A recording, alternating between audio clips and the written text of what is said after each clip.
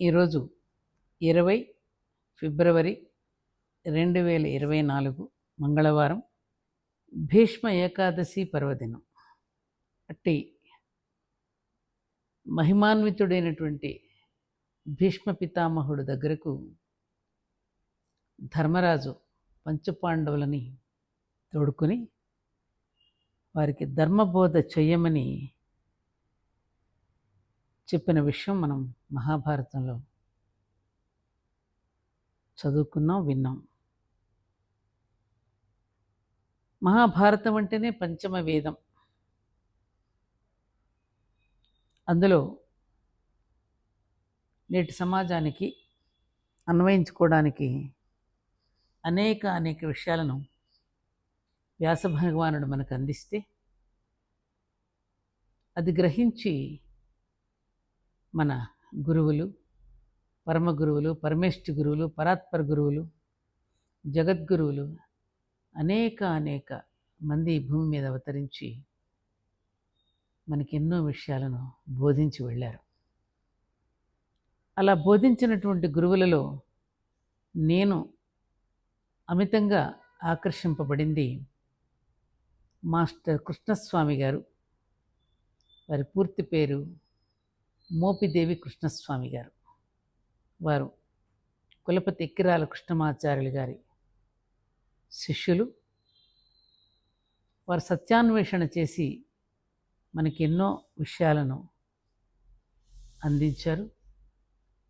వారు కూడా ఎప్పుడు పెదవి నాది, పదవి నా గురువుది అంటూ ప్రతి పదంలోనూ కూడా తమ గురువులైనటువంటి ఎక్కిరాల కృష్ణమాచార్యులు గారిని స్మరించకుండా ఎప్పుడు వారు ఉపన్యసించేవారు కాదు.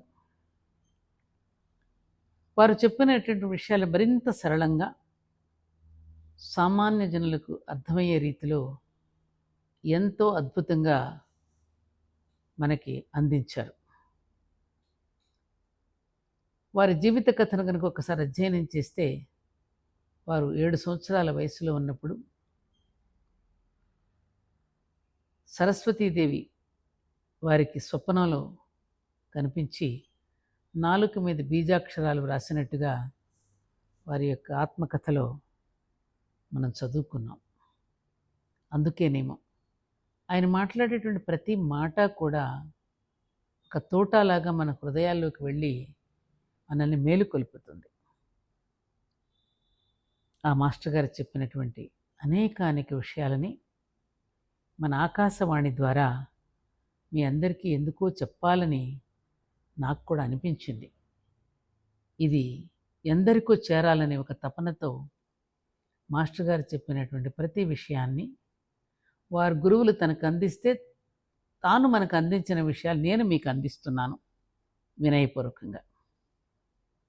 వారు ఒకసారి గురువుని గురించి ఎంతో చక్కగా వివరించటం జరిగింది.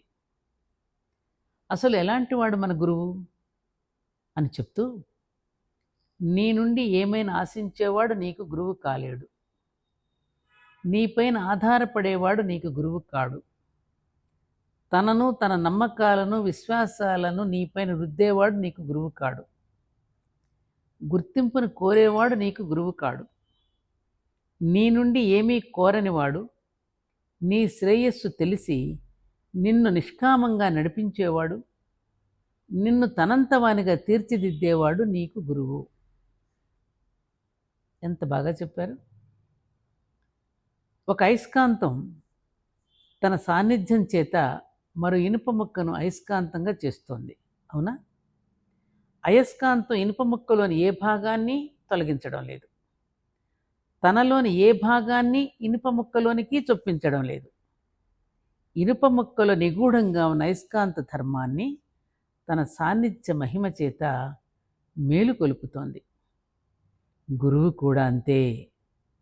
మనలోని మానవ చైతన్యాన్ని, తన సాన్నిధ్యాన్ని ప్రసాదించడం ద్వారా దివ్యత్వంలోనికి మేలుకొల్పుతున్నాడు. ఇదర్రా గురువుని గురించి, గురువు యొక్క సాన్నిధ్య మహిమ గురించి ఈరోజు మనం తెలుసుకున్నటువంటి గొప్ప విషయం. నమస్కారం.